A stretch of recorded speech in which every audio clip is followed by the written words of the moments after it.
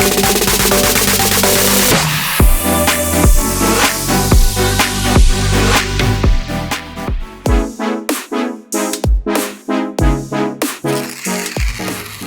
rangkaian acara kita, biasanya kita membaca surah Al-Mulk, dan pada pagi hari ini kita diisi dengan tausiah. Kemudian kita lanjut dengan rangkaian acara kita. Ini ada sambutan dari Bapak IM. Para Bapak IM yang persilakan dengan segala hormat. Tidak bosan-bosan kita mengucapkan puji dan rasa syukur kita kepada Allah Subhanahu wa Ta'ala, yang mana sampai dengan saat ini kita masih diberikan begitu banyak nikmat. Nikmat yang kita dapatkan dan rasakan hari ini adalah Allah telah bangunkan kita dari tidur kita tadi malam. Allah bangunkan hari ini dan kita bisa sama-sama datang ke masjid untuk melaksanakan sholat subuh berjamaah. Tidak semua dari kita ini yang warga Tembus ini mendapatkan nikmat ini, karena masih ada saudara-saudara kita yang saat ini masih tertidur. Allah berikan hidayah kepada kita, Allah pilih kita, Allah bangunkan kita untuk melangkahkan kaki untuk datang ke masjid ini, walaupun dalam kondisi yang berat. Berat bagaimana? Dari Aflin 1, Aflin 4 itu jauh ya, itu bisa datang hadir di tengah kita. Ini adalah hidayah bagi kita. Semoga Allah Subhanahu wa Ta'ala terus memberikan hidayah untuk kita, keluarga kita, terutama untuk Kebun Tembus ini. Amin amin ya rabbal alamin. Yang saya hormati rekan-rekan staf yang hadir. Kalau lihat dari jumlahnya ini juga saya tidak tahu apakah hadir semua staf atau tidak, tetapi saya melihat ini sudah sangat luar biasa. Terima kasih Bapak-bapak staf, tolong dukungannya terus untuk sama-sama kita menggerakkan sholat subuh berjamaah ini. Kemudian yang saya hormati para imam Sekebun Tembusu, walaupun ada yang dari POM, terima kasih atas kehadirannya. Kita harus terus bergerak. Tanpa dukungan dari bapak-bapak imam juga, kegiatan safari subuh ini akan sulit terlaksana, karena bapak-bapak imam adalah ujung tombak pergerakan dakwah di dalam kebun ini mengenai urusan agama. Yang saya hormati seluruh karyawan-karyawati, ibu dan bapak yang sama-sama hadir di tengah-tengah kita, yang sudah meluangkan waktu atas bukan karena panggilan dari pimpinan, tetapi panggilan hati. Allah telah bukakan pintu hatinya sehingga bisa sama-sama melangkah untuk datang ke masjid Allah ini. Dan yang terakhir yang saya muliakan, Bapak Al-Ustaz Usman yang sengaja kita panggil dari SD untuk memberikan tausiah agama kepada kita, karena satu harian kita penuh terus bekerja ya, dengan adanya tausiah siraman rohani dari Al-Ustaz, insya Allah kita akan mendapatkan gambaran baru kehidupan ini ya. Kita memakai percaya diri melangkah, terutama menjalani kehidupan di bulan Ramadan. Saya pertama ingin menyampaikan kabar yang sangat gembira ini. Ini adalah Ramadan yang keempat.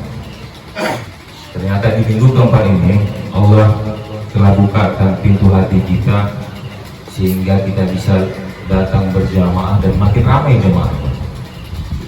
Kalau saya hitung tadi ini hitungan ya 125 orang jamaah yang hadir. Ini jauh lebih besar dari jemaah yang ada di Kebun Bulan. Ini belum semuanya hadir. Inilah jemaah Kebun Tembusu. Jadi Kebun Tembusu ini bukan, Tembusu ini terkesan angker. Angker dalam hal arti sebenarnya bukan masalah agamanya, tetapi dalam pekerjaan saja. Tapi gampang bagi Allah itu, gampang bagi Allah untuk berubah semuanya, karena di dalamnya sudah ada ketaatan, di dalamnya sudah ada iman, masyarakatnya sudah madani, dan mudah bagi Allah itu untuk mengejar target-target yang diberi perusahaan. Sangat kecil, saya sangat yakin sekali kebun ini akan semakin maju, kebun ini akan semakin berkah, kebun ini akan semakin kita cintai, kita anggap seperti kampung kita sendiri, sehingga kita lebih betah untuk bekerja dengan ikhlas. Gerakan subuh berjamaah ini adalah gerakan yang sangat positif. Kalau tadi Bapak Imam tadi mengabsensi, bukan niat ingin menjatuhkan, tapi kita ingin melihat keistiqomahan. Minggu depan kita lihat lagi apakah jumlah tetap seperti ini atau ada penurunan. Kalau ada penurunan, berarti kita harus evaluasi apakah kita harus bersilaturahim ke rumah-rumah karyawan, atau kita harus membuat kegiatan-kegiatan yang membuat karyawan tertarik untuk datang ke masjid. Jadi bukan ada indikasi bahwa ini akan ada berhubungan dengan nilai, tidak ada. Saya tidak ada hubungan masjid ini dengan nilai, tidak ada hubungan masjid ini dengan prestasi bapak-bapak, tidak. Ini adalah urusan pribadi ya, antara kita dan Allah, antara kita dan Tuhan kita. Tidak ada hubungannya dengan pimpinan. Tetapi sebagai pimpinan, saya punya hak dan punya kewajiban, karena suatu saat ketika saya nanti berada di akhirat, saya akan ditanya apa yang sudah saya buat untuk agama saya. Begitu juga kita semua di sini, bukan hanya saya saja, bapak-bapak juga yang punya anak buah, mandor-mandor, semua juga akan diminta pertanggungjawaban oleh Allah Subhanahu Wa Taala. Dikasih jabatan apa yang sudah kita buat untuk agama. Begitu juga yang suami dan istri, kepala rumah tangga, dia akan ditanya juga apa yang sudah dia buat untuk anak dan istrinya. Adakah pernah kita mengajak sholat anak dan istri kita? Kegiatan ini, di absensi ini bukan ingin menjerumuskan atau ingin melukai abling yang lemah, bukan, tetapi jadi motivasi supaya minggu-minggu berikutnya kita lebih istiqomah, kita lebih semangat lagi untuk datang ke masjid. Ya, jadi jangan dipolitisir ya, sehingga ini seolah-olah pemaksaan. Ya memang ibadah itu seharusnya dipaksa. Ibadah itu harusnya dipaksa sehingga bisa terbiasa. Dipaksa, terbiasa. Itulah harus kita buat supaya. Jadi saya berharap kepada bapak-bapak semua dan ibu, mohon dukungannya supaya kegiatan kita ini terus berjalan, menjadikan kebun kita ini menjadi kebun yang sangat berkah. Saya yakin dan percaya tidak ada yang tidak mustahil bagi Allah Subhanahu Wa Taala. Tidak ada yang tidak mungkin. Allah bisa memudahkan semua itu. Hanya menciptakan buah saja gampang bagi Allah. Kalau Allah berkehendak, apapun bisa dilaksanakan. Dengan cara apa? Kita tolong Allah di jalannya. Yaitu apa? Menegakkan agamanya. Dengan cara mendirikan sholat. Sholatlah kuncinya. Sholatlah tempat kita bermohon. Di sholatlah kita tempat kita bermunajat kepada Allah untuk meminta apa yang menjadi sandungan kita sehingga mempermudah urusan-urusan kita. Karena kita meninggal juga nanti yang diminta adalah pertanggungjawabannya apa? Itu pertama sholat dulu yang diminta. Ya, jadi bapak-bapak dan ibu yang saya hormati, sekali lagi saya mengucapkan terima kasih semuanya. Terima kasih kepada seluruh karyawan, terima kasih kepada bapak-bapak imam, terima kasih kepada seluruh staf kebun Tembusu dan kebun POM Tembusu. Semoga Allah meridhoi apa yang telah kita pikirkan. Dari saya, billahi taufiq wal hidayah. Assalamualaikum warahmatullahi wabarakatuh. Terima kasih kepada Bapak Ayah yang telah untuk kesembuhan kepada kita semua. Mudah-mudahan apa yang kita sampaikan masuk-masukkan motivasi untuk kita semua. Baik, orang tua ini tausiah yang akan disampaikan oleh Bapak Usman kepada beliau. Silakan dengan segala. Assalamualaikum warahmatullahi wabarakatuh. Alhamdulillah nahmaduhu wa nastaghfiruh wa na'udzu billahi min shururi anfusina wa min sayyiati a'malina. Man yahdihillahu fala mudilla lahu wa man yudlilhu fala hadiya lahu. Asyhadu an la ilaha illallah وأشهد أن محمدا عبده ورسوله. قال الله تعالى في كتابه الكريم: نعوذ بالله من الشيطان الرجيم. بسم الله الرحمن الرحيم. انفروا خفافا وثقالا وجاهدوا بأموالكم وأنفسكم في سبيل الله. وقال أيضا: واستعينوا بالصبر والصلاة. قال رسول الله صلى الله عليه وسلم: من أحيا سنتي فقد أحبني ومن أحبني كان معي في الجنة. وقال أيضا: من تمسك بسنتي عند الفساد أمتي فله أجر 100 syahid. Hadirin hadirat yang dimuliakan oleh Allah Subhanahu wa taala. Alhamdulillah Allah telah jumpakan kita. Dijumpakan di tempat yang mulia, yaitu Masjid Allah Subhanahu wa taala. Tempat yang paling dicintai oleh Allah adalah masjid.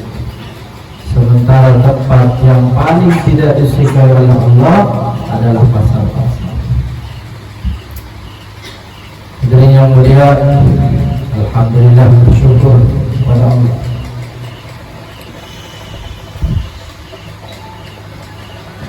Yang saya muliakan Bapak Imam dan para ulama, Imam Majelis 1, 2, 3 dan 4, mudah-mudahan tetap diberikan kekuatan oleh Allah Subhanahu wa taala dalam berdakwah. Yang saya hormati dan saya muliakan Bapak Staff Manager yang tidak ada lain melainkan sahabat saya sendiri yang luar biasa dia berjuang untuk agama selama 3 tahun di bulan Estate. Banyak orang yang tidak sholat jadi sholat, banyak orang yang tidak taat jadi taat sebab usaha beliau. Mudah-mudahan beliau senantiasa diberikan kesehatan jasmani dan rohani oleh Allah Subhanahu wa taala. Amin ya rabbal alamin. Bapak-bapak, ibu-ibu yang dimuliakan Allah Subhanahu wa taala, yang tidak bisa saya sebutkan namanya satu persatu, namun tidak mengurangi rasa hormat saya. Ini subuh-subuh yang luar biasa. Ini Masya Allah. Mudah-mudahan berkah Allah Subhanahu wa taala turunkan di kaum kita. Amin ya rabbal alamin. Hadirin wa hadirat yang dimuliakan Allah Subhanahu wa taala, Rasulullah sallallahu alaihi wasallam mula-mula dapat perintah daripada Allah hijrah dari Mekah ke Madinah. Ketika Rasulullah sallallahu alaihi wasallam sampai ke Madinah, apa yang Nabi sallallahu alaihi wasallam buat? Apakah Nabi membuat rumah untuk tempat tinggalnya? Oh, rupanya tidak. Nabi sallallahu alaihi wasallam telah membuat yang namanya masjid, yang sekarang kita kenal Masjid Nabawi. Ini yang pertama kali dibuat oleh baginda Nabi Muhammad sallallahu alaihi wasallam. Beserta siapa? Beserta kaum Muhajirin dan kaum Ansar. Masjid yang dibuat baginda Nabi Muhammad sallallahu alaihi wasallam dan para sahabat ketika itu terbuat daripada pelepah kurma, batang-batang kurma. Yang mana hadirin yang mulia, ketika itu para sahabat laki-laki ketika itu membuat masjid, membangun masjid. Tetapi kaum perempuan ketika itu protes. Ya Rasulullah, hari ini kaum laki-laki senantiasa memborong pahala dalam pembangunan masjid, sementara kami hanya berpangku tangan di rumah. Ya Rasulullah, izinkan juga kami kaum wanita juga ikut dalam pembangunan ini masjid. Maka Rasulullah SAW telah mengizinkan kaum wanita juga untuk membangun masjid. Maka dibagi 2 bagian. Satu bagian laki-laki kerja di siang hari dan wanita kerja di malam hari. Kenapa para sahabat senantiasa bersemangat dalam pembangunan ini masjid? Karena paham tentang fadilah, paham tentang keuntungan. Ini Masya Allah. Tuh kita sekarang yang sekarang sholat di masjid di seluruh dunia itu pahalanya sampai sekarang ngalir tuh kepada sahabat dan sahabiah yang sedang membangun itu masjid. Maka hadirin yang mulia, saya himbau kepada bapak-bapak negara pengurus ini, harusnya masjid ini cepat selesai.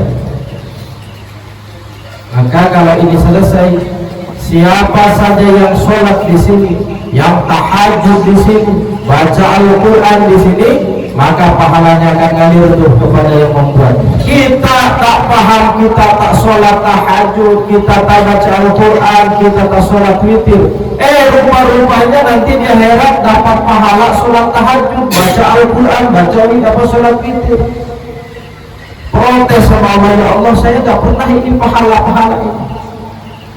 Maka kata Allah, betul, kamu ini tidak pernah witir, tidak pernah tahajud, tidak pernah baca Al-Quran di masjid. Tapi dulu kamu membangun masjid, kamu membangun masjid, maka sesiapa yang beribadah di masjid itu pahalanya ngalir tuh kepada kamu. Itu namanya fa'ala hikmah. Maka hadirin yang dimuliakan oleh Allah Subhanahu wa Ta'ala, hari ini sedekah ini kita takut. Hari ini sudah, kalau saya sedekah miskin, masya Allah. Sayyidina Ali karramallahu wajhah, hadirin yang mulia, sedang mau makan dengan anak istrinya Sayyidatina Fatimah dan anaknya Hasan Hussein. Maka apa yang mereka makan? 2 potong roti. Ketika mereka sudah berkumpul di satu nampan, ada 2 potong roti, mereka mau makan. Ketika mereka mau makan, rupanya ada satu orang tamu mengetuk pintu. Tok tok tok, assalamualaikum. Waalaikumsalam. Rupanya ketika dibuka itu tamu. Apa kata tamu? Wahai Tuhan, berikan saya makan, saya sudah lapar, tidak ada makanan. Maka Sayyidina Ali telah ambil 1 potong roti tadi, disedekahkan tuh kepada tamunya tersebut. Tinggal 1 potong roti. Hadirin yang mulia, ketika itu hadirin yang mulia mau makan lagi, datang lagi tamu. Tok tok tok, assalamualaikum.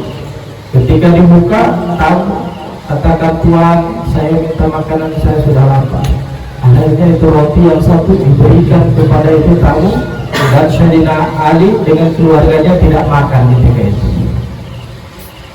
Tetapi ada yang mulia, Sayyidina Ali karramallahu wajhah paham dengan sedekah akan menimbulkan rezeki, memancing rezeki. Dan Sayyidina Ali karramallahu wajhah paham, kalau dia bersedekah 1, maka Allah akan ganti 10. Dia bersedekah 2, Allah akan ganti 20.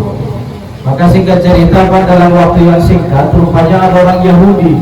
Yahudi ini sedang senang-senang lah, sedang bahagia. Akhirnya dia bikin roti kue.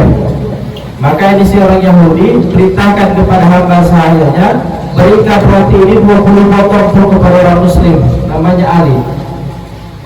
Jika cerita hambanya ini antar, tetapi sama hambanya ini, sama hamba sahayanya itu rotinya itu diumpetin 2 potong. Apa itu dikorting? Dia apa namanya? Dikorupsi 2 potong. Jadi totalnya 18. Maka dibawa kepada Sayyidina Ali. Wahai Tuhan, ini ada hadiah daripada Tuhan saya, 18 potong roti. Kata Sayyidina Ali, wahai Tuhan, ini bukan rezeki saya. Ini rezeki Tuhan daripada Tuhan saya. Bukan, kata Sayyidina Ali, ini bukan rezeki saya. Kalau ini rezeki saya, jumlahnya 20, bukan 18. Kenapa Tuhan bicara seperti itu? Karena kata Allah, kalau bersedekah 1, Allah ganti 10. Kalau bersedekah 2, Allah ganti 20. Saya tadi sudah bersedekah 2 potong roti, mestinya Allah ganti 20, bukan 18. Maka kata hamba saya, betul Tuhan, sebetulnya hadiah untuk kamu itu 20, cuma saya korting 2. Akhirnya hamba sahanya itu ambil ke rumah, digenapkan 20. Apa kata Sayyidina Ali? Inilah baru rezeki saya. Jadi kalau kita ini rajin bersedekah, istiqomah, insya Allah rezekinya mudah. Insya Allah kebunnya nanti banyak-banyak. Pulang ke rumah jadi miliarder. Amin ya rabbal alamin. Lalu hadirin yang dimuliakan Allah Subhanahu wa taala, setelah masjid selesai, apa yang dibuat oleh baginda Nabi Muhammad sallallahu alaihi wasallam? Musyawarah. Bagaimana cara datangkan orang ke masjid? Alhamdulillah sudah dibuat daripadanya musyawarah. Sunnah musyawarah. Cara datangkan orang ke masjid. Sehingga dirinya mulia, apa yang dibuat para orang sudah ke masjid? Diajak namanya sholat berjamaah. Ini masya Allah. Kenapa dipilihnya subuh berjamaah? Pasti ada yang nanya, apa pada ini dibikinnya sholat subuh berjamaah? Kenapa sholat maghrib aja yang enak-enak? Kalau sholat subuh ini kan masya Allah berat ya bayar. Mantul. Jangankan bapak-bapak, saya aja masya Allah berat itu. Hadirin yang mulia, induk daripada sholat adalah sholat subuh. Kalau sholat subuhnya orang bisa mengamalkan sholat subuh, pasti sholat-sholat yang lain pun akan mudah didapatkan. Itu kan? Makanya barang siapa yang sholat di waktu dua dingin, maka akan diberi surga, dakhala jannah. Kenapa? Subuh, sholat dingin itu subuh dan asar. Berat. Asar sedang sibuk-sibuknya dengan pekerjaan, subuh sedang sibuk-sibuknya dengan ngantuk. Makanya hadirin yang mulia, kalau seandainya saja sholat subuh bisa istiqomah, sholat-sholat yang lainnya juga akan dimudahkan oleh Allah Subhanahu wa ta'ala. Ada satu sahabat hadirin yang mulia, namanya Maktub. Sahabat ini buta, tetapi ini sahabat sudah istiqomah selama berapa tahun? 20 tahun istiqomah sholat subuh berjamaah. Ada sahabat Maktub, namanya Maktub, sholat subuh selama 20 tahun berjamaah. Keadaan buta, maka dari rumahnya diikat tali sampai masjid. Maka setiap subuh dia naik tali itu, dia papah tali itu sampai ke masjid. Terus selama 20 tahun. Maka hadirin yang mulia, ketika itu terjadilah badai, angin, hujan. Maka sahabat ini tetap dia istiqomah, dia berjalan. Maka ketika di pertengahan jalan ada kubangan air, di sahabat licin terpeleset jatuh di situ. Maka hadirin yang mulia, ketika dia jatuh, dia raba-raba, terasa bajunya ini kotor. Maka ini sahabat pulang lagi ke rumah, balik ganti baju, lalu balik. Hadirin yang mulia, balik ke rumah ganti baju, berangkat lagi susul kali. Di tempat yang sama hadirin yang mulia, sahabat ini jatuh lagi. Ketika jatuh yang kedua, hadirin yang dimuliakan oleh Allah Subhanahu wa ta'ala, raba lagi, kotor. Pulang lagi ke rumah, ganti baju lagi. Maka berangkat lagi susun tali hadirin yang mulia. Ketika di tempat yang sama ini sahabat terpreset mau jatuh, ada dua orang pemuda telah menggandeng ini sahabat. Maka sahabat ini digandeng. Hadirin yang mulia, ketika sampai masjid, sahabat buta ini dia tidak pernah merasakan kehadiran dua pemuda ini. Maknanya asing. Lalu sahabat ini bertanya, wahai pemuda-pemuda, kalian ini siapa yang sudah membantu saya untuk datang ke masjid? Lalu kata dua pemuda tadi, kami ini adalah syaitan. Kami ini adalah syaitan. Lalu sahabat itu kaget. Wahai dua pemuda, wahai syaitan, kenapa kalian membantu saya? Jelas-jelas kamu ini musuh kami yang nyata, tetapi kamu malah membantu saya. Karena kamu istiqomah sholat subuh selama 20 tahun berjamaah, tidak pernah tertinggal takbiratul ula. Lalu kamu datang ke masjid dalam keadaan becek, kamu terjatuh yang pertama kalinya. Maka kata setan, jatuhmu yang pertama kali tadi, maka dosa-dosa kamu telah diampunkan oleh Allah Subhanahu wa ta'ala. Sebab istiqomah. Lalu kamu pulang lagi ke rumah, ganti baju dan kamu berangkat lagi. Kamu jatuh lagi yang kedua kalinya. Maka kata syaitan, jatuhmu yang kedua kali, maka dosa orang tuamu telah diampunkan oleh Allah Subhanahu wa ta'ala. Lalu kamu balik lagi ke rumah, kamu ganti baju, kamu pergi lagi ke masjid. Lalu kamu mau jatuh yang ketiga kali. Apa kata syaitan? Seandainya saja nih kamu jatuh yang ketiga kali dan kamu tidak gandeng, kamu jadi jatuh, maka dosa seluruh kampung ini akan diampunkan oleh Allah Subhanahu wa Ta'ala. Nah itu Pak, kalau istiqomah itu jangankan malaikat, setan aja bantu kita. Maka hadirin yang dimuliakan Allah Subhanahu wa Ta'ala, ini kunci sholat subuh. Kalau sholat subuhnya istiqomah, Allah berikan kemudahan untuk mengamalkan sholat-sholat fardu yang lainnya untuk berjamaah di masjid. Makanya dipilih tuh waktunya subuh.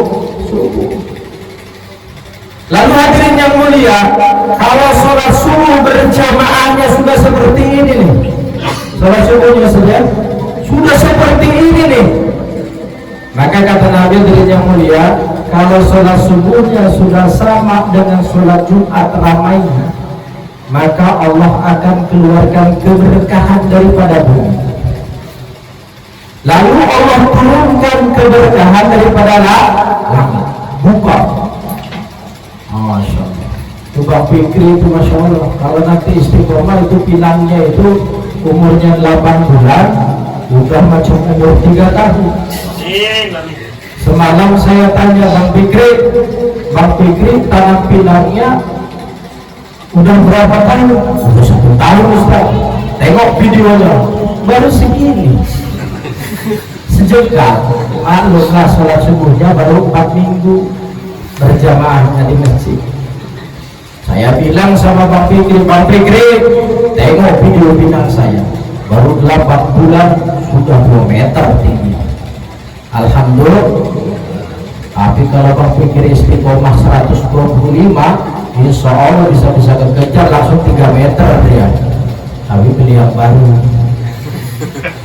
Hadirin yang dimuliakan oleh Allah Subhanahu wa Ta'ala, Masya Allah. Ini berkah lagi kita sholat subuh berjamaah di bulan Ramadan. Semalam kita sudah katakan, barang siapa yang beribadah sunnah di bulan Ramadan, maka Allah jadikan pahala itu pahala wajib. Barang siapa yang beribadah wajib di bulan Ramadan, maka Allah ganti menjadi beberapa kali lipat. Ada satu riwayat mengatakan 70 kali lipat. Ada satu riwayat mengatakan suka-suka Allah melipat gandakannya ini, Masya Allah. Pahala di bulan Ramadan. Makanya ini kunci ada kunci ini, Masya Allah. Jangan puasa ini hanya menahan lapar dan menahan haus. Maka yang mulia, ada satu amalan yang harus dijaga di bulan Ramadan, yaitu jangan marah. Jangan marah. Saya punya kawan suami itu tak pernah marah selama 20 tahun sama istri. Sudah 20 tahun, rupanya istrinya ini nengok tetangga sebelah asik dimarahin sama suami. Kata istrinya, enak juga kayaknya yang dimarahin suami. Enak juga kayaknya dimarahin suami. Singkat cerita, hadirin yang mulia, istrinya ini cari akal. Macam mana saya ini biar dimarahin sama suaminya. Akhirnya hari pertama istrinya masak sayur garamnya 1 bungkus. Begitu pas sarapan, Bang, makan Bang. Siap deh. Sekali dimakan, asik. Marah nggak Bang? Marah nggak Bang? Marah nggak Bang? Bukan marah lagi, terbang saja. Ini suami yang luar biasa, Bang. Jaga sholat subuh istiqomah, Ramadan istiqomah. Apa kata suaminya deh? Masya Allah, adik hari ini masak seberat betul. Kalau macam ini rasanya abang tak perlu makan banyak, karena sedikit saja sudah terasa. Tak pernah marah.